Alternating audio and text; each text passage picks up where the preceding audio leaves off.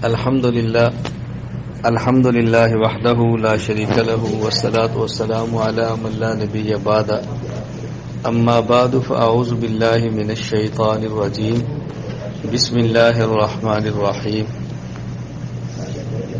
والعصر إن الإنسان لفي خسر إلا الذين آمنوا وعملوا الصالحات وتواصوا بالحق وتواصوا بالصبر اللهم صل على محمد وعلى آل محمد كما صليت على إبراهيم وعلى آل إبراهيم إنك حميد مجيد اللهم بارك على محمد وعلى آل محمد كما باركت على إبراهيم وعلى آل إبراهيم إنك حميد مجيد۔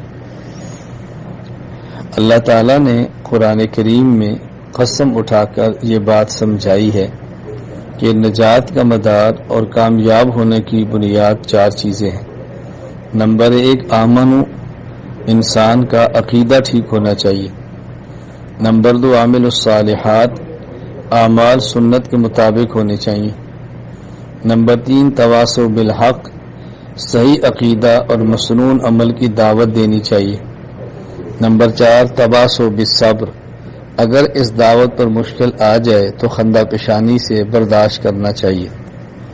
اور یہ مضمون سمجھانے کے لیے اللہ تعالیٰ نے قسم اٹھائی ہے والعصر، زمانے کی۔ زمانہ وقت کو کہتے ہیں۔ انسان کو اللہ تعالیٰ نے جو نعمتیں عطا فرمائی ہیں ان میں ایک بہت بڑی نعمت وقت ہے، اور وقت کی قسم اٹھا کر اللہ تعالیٰ نے وقت کی قیمت سمجھائی ہے کہ وقت کی قدر کرنی چاہیے، کیونکہ یہ وقت جو اللہ نے دیا ہے یہ دوبارہ نہیں آنا۔ ہمیں آج جو وقت ملا ہے یہ دوبارہ نہیں ملنا۔ ہماری ایک زندگی یہ دنیا کی ہے بلوغ سے لے کر وفات تک، اور ایک زندگی ہماری آخرت کی ہے موت سے لے کر حشر تک، اور حشر سے لے کر جنت اور جہنم تک، پھر آگے جنت اور جہنم کی زندگی۔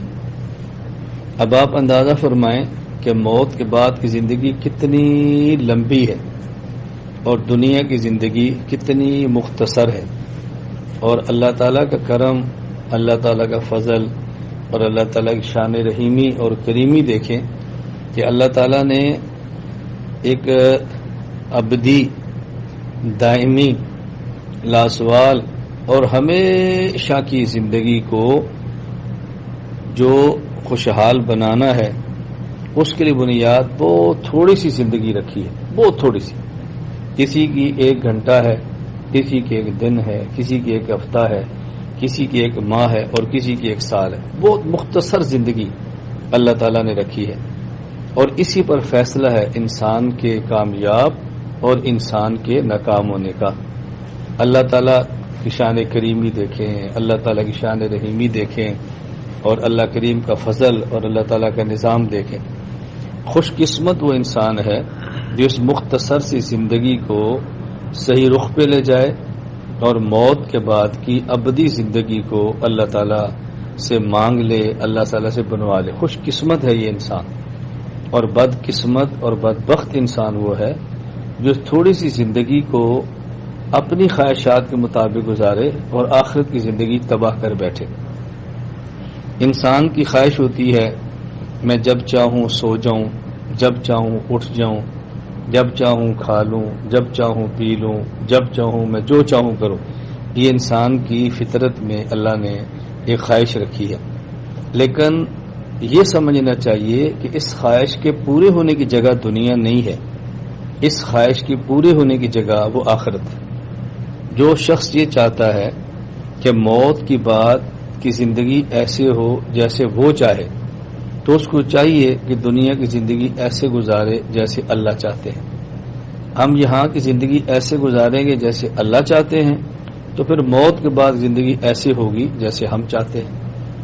تو تھوڑے وقت کی مشقت اور بہت بڑے غیر محدود لازوال زندگی کی راحت اللہ کا کتنا کرم ہے، لیکن ہم تھوڑی سی زندگی کو اللہ تعالیٰ کے حکم، رسول اکرم صلی اللہ علیہ وسلم کے طریقہ مبارکہ کے مطابق گزارنے کے لیے تیار ہوں گے تو تو نفع ہی نفع ہے، فائدہ ہی فائدہ ہے۔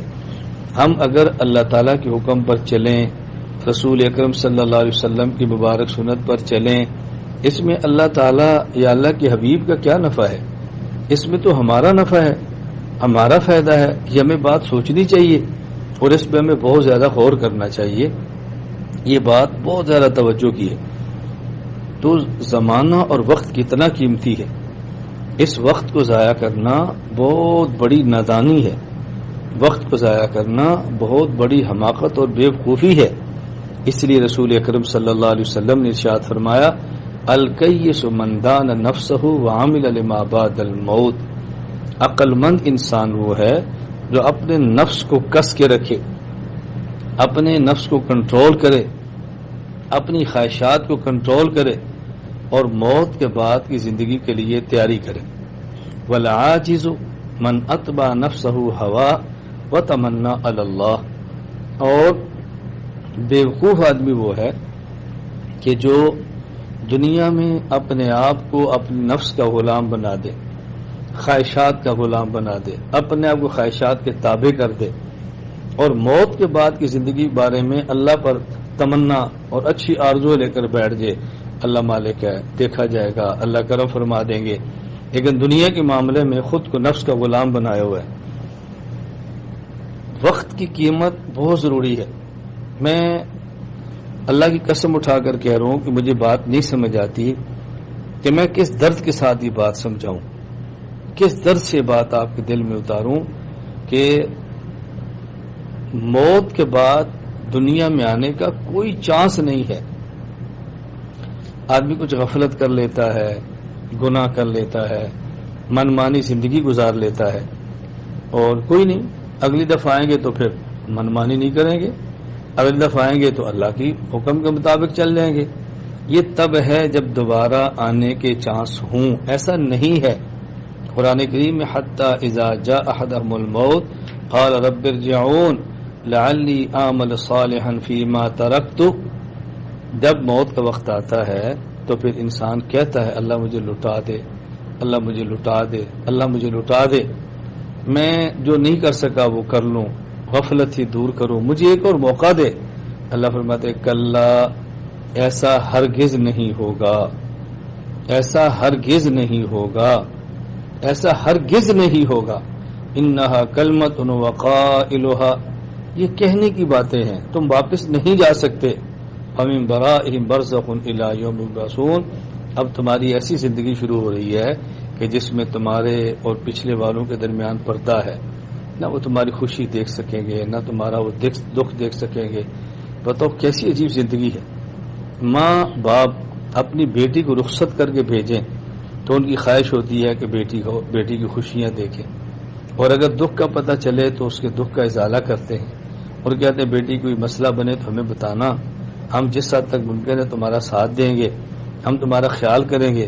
تو یہی بیٹی فوت ہو کر قبر میں چلی جائے، نہ اس کی خوشی ماں باپ دیکھ سکتے ہیں، نہ اس کا دکھ دیکھ سکتے ہیں۔ یہی بیٹا چلا جائے، نہ خوشی ہے نہ دکھ ہے، کچھ نہیں نظر آتا۔ دنیا کی زندگی کو قیمتی ہمیں سمجھنا چاہیے۔ اللہ نے قسم اٹھائی ہے، والعصر، قسم ہے زمانے کی، قسم ہے وقت کی، کتنا اہم ہوگا یہ وقت جس کی اللہ قسم اٹھا رہے ہیں۔ میں پھر عرض کرتا ہوں میری بہنوں، میری بیٹیوں، میں کس طرح یہ بات سمجھاؤں کہ وقت کتنی قیمتی چیز ہے۔ اللہ کے لیے ہم اپنی منمانی زندگی چھوڑ دیں، اللہ کے لیے اپنی خواہشات والی زندگی چھوڑ دیں، اللہ کے لیے اپنے نفس کے مطابق جینا چھوڑ دیں۔ کوئی چیز کتنی بھی اچھی نظر آتی ہو، رسول اللہ صلی اللہ علیہ وسلم کی سنت کے خلاف ہو، خدا کی قسم وہ اچھی نہیں ہے۔ کوئی حکم کتنا بھی ہمیں کڑوا لگے، اللہ کا حکم ہو وہ خدا کی قسم بہتر ہے، ہمارے لیے وہی اچھا ہے۔ اللہ سے زیادہ ہمارا کوئی خیر خواہ نہیں ہے، رسول اللہ صلی اللہ علیہ وسلم سے زیادہ مخلوق میں کوئی ہمارا خیر خواہ نہیں ہے۔ میں ماں اور باپ کی بات نہیں کرتا، ہم خود اپنے خیر خواہ نہیں ہیں، جتنے خیر خواہ ہمارے اللہ ہیں اور ہمارے نبی کریم صلی اللہ علیہ وسلم ہیں۔ اور یہ بات ذہن میں بٹھا لو، اللہ تعالی ایسا حکم نہیں دیتے جس پر عمل کرنا بندے کے بس میں نہ ہو۔ اللہ تعالیٰ ایسا حکم نہیں دیتے جس پر عمل کرنا بندے کے بس میں نہ ہو. رسول اللہ صلی اللہ علیہ وسلم ایسی بات ارشاد نہیں فرماتے جس پر عمل کرنا بندے کے بس میں نہ ہو. بس میں ہے، ہم ہمت نہیں کرتے، کوتاہی کرتے ہیں. آدمی رات کو 3 بجے سوئے اور صبح 3:45 بجے فجر ہوتی ہو، اگر 3 بجے سو کر فجر کو اٹھنا اس کے اختیار میں نہ ہوتا، اللہ تعالیٰ فجر کی نماز کا حکم نہ دیتے. اس کے اختیار میں ہے، اور اس کو کتنا آرام سے سمجھا جا سکتا ہے. اگر آپ یہاں ریاض سعودیہ میں رہتے ہیں، یہاں سے آپ پاکستان کراچی اپنے گھر جانا چاہتے ہیں، آپ نے دن کو شاپنگ کی ہے، پھر آپ نے پیکنگ کی ہے، پھر رات تیاری میں لگے ہیں، اور 3 بجے آپ سوتے ہیں اور صبح 3:45 بجے اٹھ کے آپ نے ایئرپورٹ کی طرف نکلنا ہے. آپ ایمان کے ساتھ بتاؤ کہ 3:45 آنکھ کھلتی ہے کہ نہیں؟ ایمان کے ساتھ بتاؤ تیار ہو کر گاڑی میں بیٹھتے ہیں کہ نہیں؟ تو کیا وجہ ہے؟ پورا دن شاپنگ کی ہے، پھر پیکنگ کی ہے، مشقت ہے، تکلیف ہے، تھکی ہوئی ہیں، آپ کا جسم ٹوٹا ہوا ہے، لیکن پھر بھی 3:45 اٹھ رہی. تو پھر نماز کے لیے کیوں آنکھ نہیں کھل رہی؟ پھر نماز کے لیے کیوں نہیں کھل رہی؟ تلاوت کے لیے کیوں نہیں کھل رہی؟ آنکھ وجہ ہے نا. اس کا معنی یہاں سے جو کراچی والا گھر ہے اس کی اہمیت ہے، اور دنیا سے آخرت والا گھر جو اصل وطن ہے اس کی اہمیت نہیں ہے. یہ ہمارا اصل وطن جنت ہے، دنیا نہیں ہے.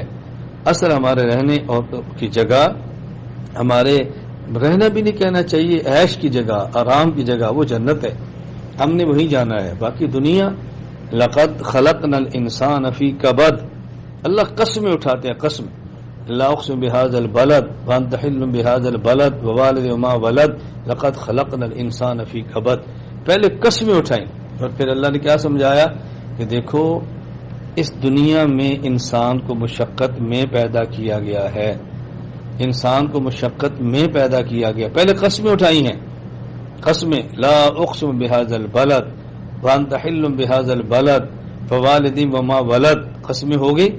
مجھے شہر کی قسم ہے، جہاں آپ نے رہنا ہے وہاں کی قسم ہے، والد اور قسم ہے، والد کی اور اولاد. قسم اٹھا کر پھر کیا فرماتے؟ ہم نے انسان کو مشقت میں پیدا کیا ہے.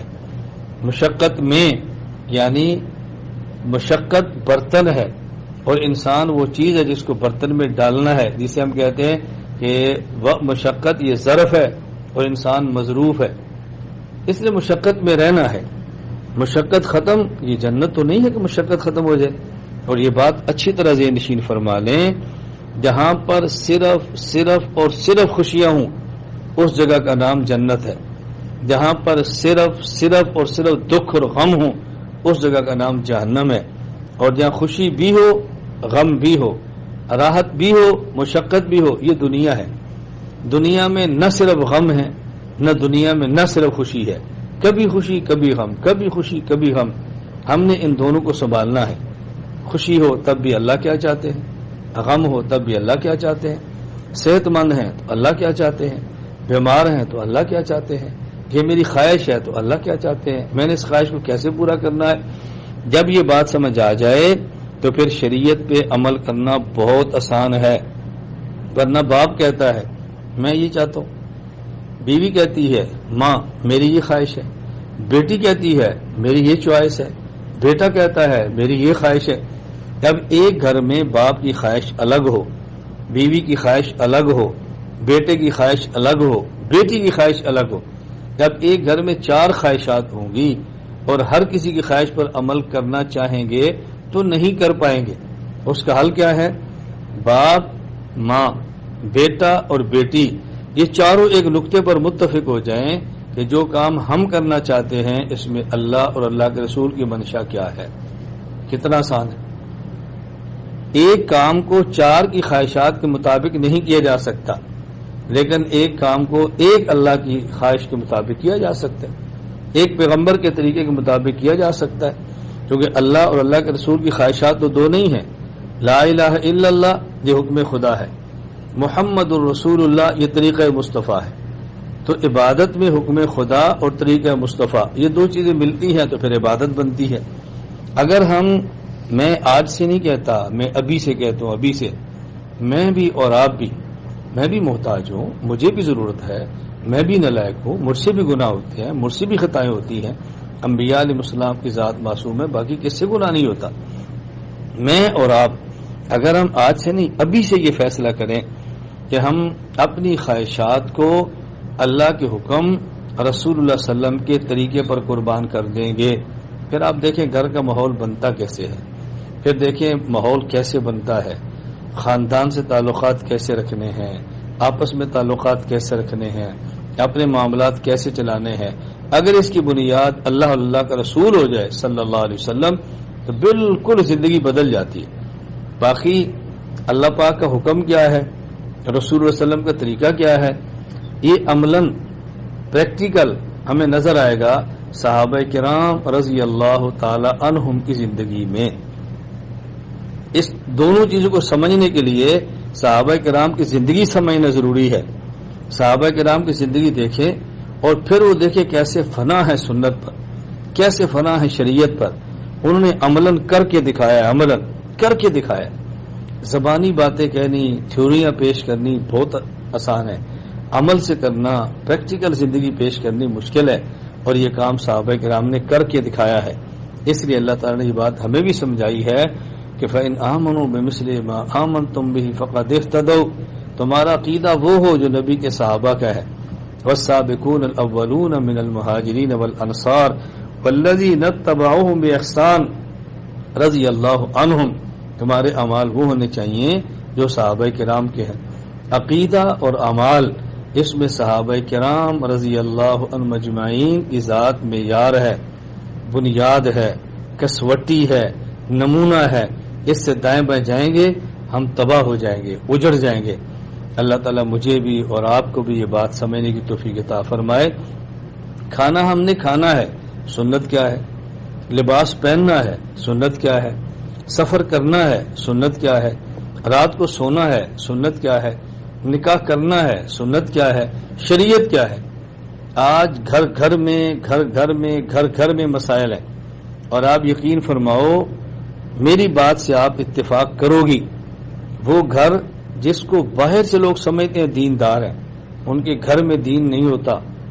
لوگ سمجھتے ہیں کہ مولانا صاحب ہیں، یہ تبلیغ والے ہیں، خانقاہ سے جڑے ہیں، ماشاءاللہ داڑھی ہے، لباس اچھا ہے، گھر کی عورتیں برقع پہن رہی ہیں اور دستانے پہن رہی ہیں، بغیر پردے کے باہر نہیں جا رہی، تو یہ ماحول پورا شریعت کے مطابق ہے، جبکہ ایسا نہیں ہوتا، ایسا نہیں ہوتا۔ اور میں ایک گھروں کی نہیں کئی گھروں کی بات کرتا ہوں، مجھ سے بیعت ہیں، خواتین بھی ہیں، مرد بھی ہیں، حضرات بھی ہیں، خواتین بھی ہیں، تعلق ہے، اپنے حالات بتاتے ہیں، گھر کا ماحول سامنے آتا ہے، اور ہونا بھی چاہیے۔ آدمی کسی متبع سنت اور کسی شیخ صحبت یافتہ بیعت کرے، معاملات ان کے سامنے رکھے، اپنے گھر کے حوال کی اصلاح کرائے، کھل کے اپنی بات کرے، پھر جیسے وہ فرمائے ویسے عمل کریں تو ماحول انسان کا بدل جاتا ہے۔ اللہ تعالیٰ مجھے بھی، اللہ تعالیٰ آپ کو بھی پوری زندگی سنت کے مطابق گزارنے کی توفیق عطا فرمائے۔ پھر بھی جو کمی اور کوتاہی ہو جائے اللہ کریم اپنے کرم سے میں معاف فرمائے۔ بس کرتے رہنا ہے، پھر ڈرتے رہنا ہے، کرتے رہنا ہے اور ڈرتے رہنا ہے۔ جو انسان کرتا بھی ہے پھر ڈرتا بھی ہے، اللہ پاک کرم کا معاملہ فرماتے ہیں والذین یؤتون ما آتوا، قرآن کریم میں ہے کہ اللہ والے کون ہیں؟ مال خرچ بھی کرتے ہیں، وجلۃ قلوبہم، وہ دل سے ڈرتے بھی ہیں۔ ڈر کس بات کا ہے؟ پتہ نہیں قبول ہوا بھی ہے کہ نہیں۔ اللہ تعالیٰ تو سمد ہیں، اللہ تعالیٰ کو پابند ہے کہ ہماری عبادات قبول فرمائیں، یہ تو ان کا کرم ہے، قبول فرما لیتے ہیں، ان کا کرم ہے، قبول فرما لیتے ہیں۔ اگر اللہ تعالیٰ ہماری عبادات قبول نہ فرمائیں تو آپ بتائیں ہم اللہ کا کیا کر سکتے ہیں؟ اللہ تعالیٰ اگر عبادات قبول نہ فرمائیں تو ہم کیا کر سکتے ہیں؟ اللہ تعالیٰ کی اتنی نعمتیں ہیں، ہم ان کا شکریہ ادا نہیں کر سکتے، مزید کسی عبادت پہ اللہ سے اجر کا کیا معنی ہے؟ یہ تو اللہ کا کرم ہے کہ اللہ تعالیٰ قبول فرماتے ہیں، پھر اجر دیتے ہیں، پھر اپنا قرب دیتے ہیں، راحت دیتے ہیں، آرام دیتے ہیں۔ اللہ ایک دل کا سکون چھین لیں کہاں سے لائیں گے؟ اللہ تعالیٰ کی بنائی لے لیں کہاں سے لائیں گے؟ اللہ تعالیٰ اعصاب کی طاقت لے لیں کہاں سے لائیں گے؟ اللہ دماغ کی سوچ ختم فرما دے کہاں سے لائیں گے؟ اللہ کان دے کر سنوائی لے لیں کہاں سے لائیں گے؟ اللہ تعالیٰ زبان دے کر چکھنے کی طاقت سے محروم کر لے کیا کر سکتے ہیں؟ اللہ ہاتھ دے کر ان کو فالج زدہ کر دے ہم کیا کر سکتے؟ کچھ بھی نہیں کر سکتے۔ اتنا کمزور انسان، اتنا کمزور انسان، اتنا کمزور انسان، اور یہ پھر بھی اکڑتا ہے. اللہ تعالیٰ ہمیں معاف فرما، اللہ تعالیٰ ہمیں معاف فرما دے. انسان ہے، خطا ہو جاتی ہے، گناہ ہو جاتا ہے، اللہ سے معافی مانگے. اور کبھی کسی سے گناہ ہو تو اس کو تانا مت دو، اس کو برا مت کہو، اس کو ملامت مت کہو، اس سے گزشتہ گناہوں کو یاد مت کراؤ، بس بھول جاؤ. اللہ تعالیٰ مجھے بھی اور آپ کو بھی اتباع سنت کی توفیق عطا فرمائے. اللہ ہمارے گھروں کا ماحول دین والا بنا دے، عزت والا بنا دے، سکون والا بنا دے، اور اللہ تعالیٰ ہمیں شریعت کے مطابق زندگی گزارنے کی توفیق عطا فرما دے. اللہ تعالیٰ عافیت عطا فرمائے، بیماریوں سے محفوظ رکھے. اللہ اسلام والی زندگی، ایمان والی موت عطا فرمائے. اور دعا کیا کریں کہ اللہ تعالیٰ ہم سے اور ہماری نسلوں سے دین کا کام لے لے، ہم سے ہماری نسلوں سے دین کا کام لے لے. اور اللہ تعالیٰ ہمارا تعلق علماء سے جوڑے، عالم خامیاں بھی ہوں، عالم کمزوریاں بھی ہوں، پھر بھی نبی پاک کے وارث ہیں صلی اللہ علیہ وسلم. علماء سے تعلق جوڑ کے رکھے، اپنا تعلق توڑے مت. اسی میں ہماری نجات ہے، دنیا کی اور آخرت کی. اللہ تعالیٰ مجھے اور آپ سب کو توفیق عطا فرمائے. وآخر دعوانا ان الحمد للہ رب العالمین. الحمد للہ رب العالمین والصلاة والسلام علی رسولہ وعلی آلہ واصحابہ اجمعین. ربنا ظلمنا انفسنا وان لم تغفر لنا وترحمنا لنكونن من الخاسرین. ربنا لا تؤاخذنا ان نسینا او اخطأنا. ربنا ولا تحمل علينا إصرا كما حملته على الذين من قبلنا. ربنا ولا تحملنا ما لا طاقة لنا به واعف عنا واغفر لنا وارحمنا أنت مولانا فانصرنا على القوم الكافرين. ربنا هب لنا من أزواجنا وذرياتنا قرة أعين واجعلنا للمتقين إماما. ربنا وآتنا ما وعدتنا على رسلك ولا تخزنا يوم القيامة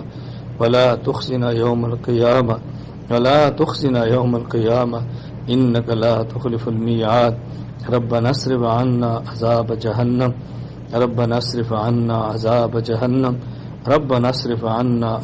جهنم.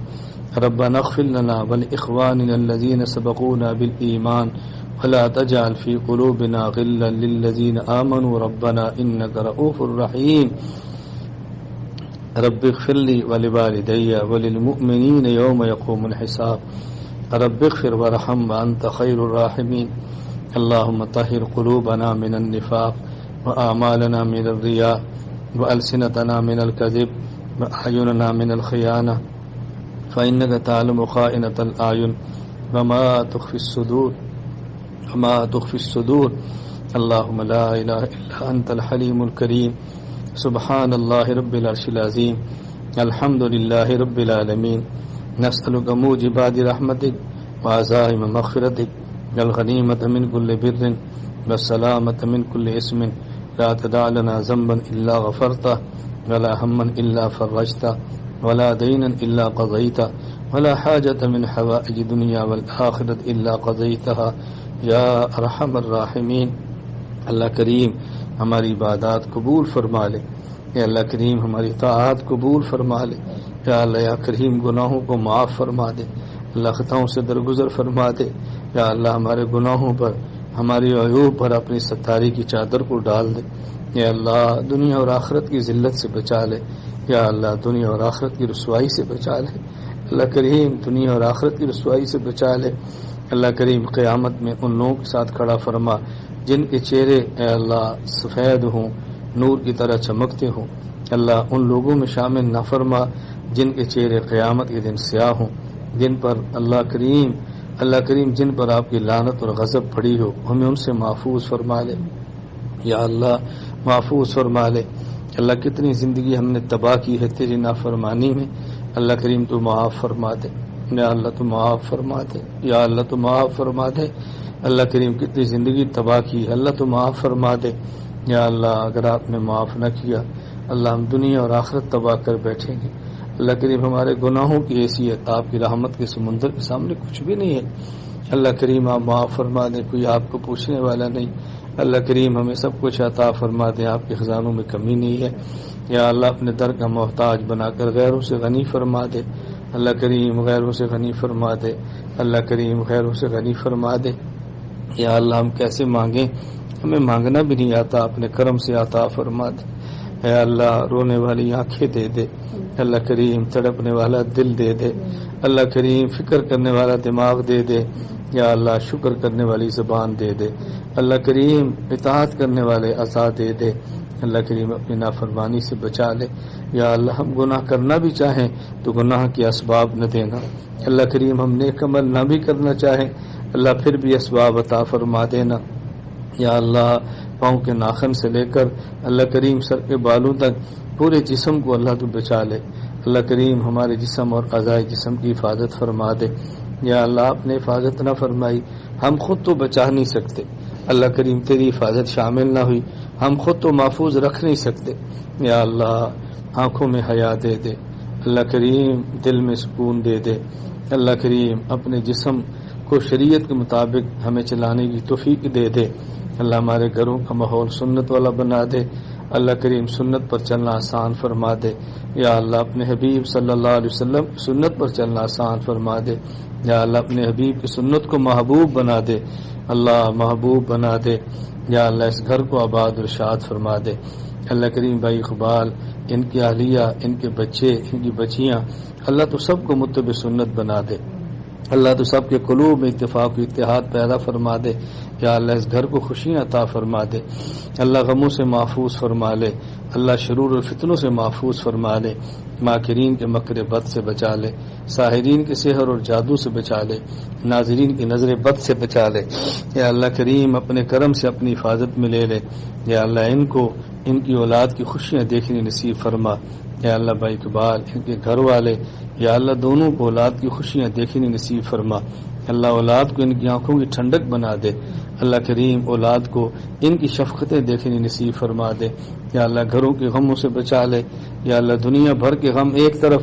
اور گھر کا غم ایک طرف، دنیا بھر کی خوشیاں ایک طرف اور گھر کی خوشیاں ایک طرف، اللہ اس گھر کو خوشیاں دے دے، حقیقی خوشیاں دے دے، گناہوں سے پاک خوشیاں دے دے، بچیوں کو حیا دے دے، اللہ بچوں کو نیک سوچ دے دے، والدین کا اے اللہ تابع دار بنا دے، والدین کے خدمت گزار بنا دے، جو کمیاں کوتاہیاں ہوں اپنے کرم سے معاف فرما دے، اللہ کریم جو دعائیں مانگی ہیں اپنے کرم سے قبول فرما لے، اے اللہ بھائی اقبال اور ان کے گھر والے سب مجھ سے محبت صرف اس وجہ سے کرتے ہیں کہ یا اللہ تیرے دین کی بات کرتے ہیں، تیرے حبیب کی بات کرتے ہیں، اللہ تو ہمیں بھی منافقت سے بچا کر سچا بنا دے، اللہ جس طرح ان کے گمان ہیں ان سے بہتر بنا دے، اللہ جو کمیاں کوتاہیاں میرے اندر ہیں تو ختم فرما دے، یا اللہ اپنے کرم سے ختم فرما دے، یا اللہ جو آپ کے حبیب صلی اللہ علیہ وسلم نے خیریں مانگی ہمیں ساری عطا فرما دے، جن شرور سے آپ کے حبیب صلی اللہ علیہ وسلم نے پناہ مانگی ہمیں اسے محفوظ فرما دے، وانت المستعان وعلیک البلاغ ولا حول ولا قوة الا باللہ العلی العظیم، وصلی اللہ تعالی علی رسول خیر خلقہ محمد وعلی آلہ وصحبہ اجمعین، آمین برحمتک یا ارحم الراحمین۔ یا اللہ بھائی اقبال کی اہلیہ ان کی بچیاں جو پردے کے پیچھے بیٹھ کے بات سن رہی ہیں، اے اللہ تو ان کی ساری جائز خواہش کو پوری فرما دے، جائز حاجات کو پورا فرما دے، اللہ پاک ان کے دامن کو خوشیوں سے بھر دے، ان کو اپنی پیاری اور محبوب اور مقرب بندیاں بنا دے، یا اللہ آخرت کی فکر عطا فرما دے، آخرت اور دین کے لیے کام کرنے والا بنا دے، یا اللہ جو کمیاں کوتاہیاں اپنے کرم سے ان کی بھی معاف فرما دے، وصلی اللہ تعالی علی رسولہ خیر خلقہ محمد وعلی آلہ وصحبہ اجمعین، آمین برحمتک یا ارحم الراحمین۔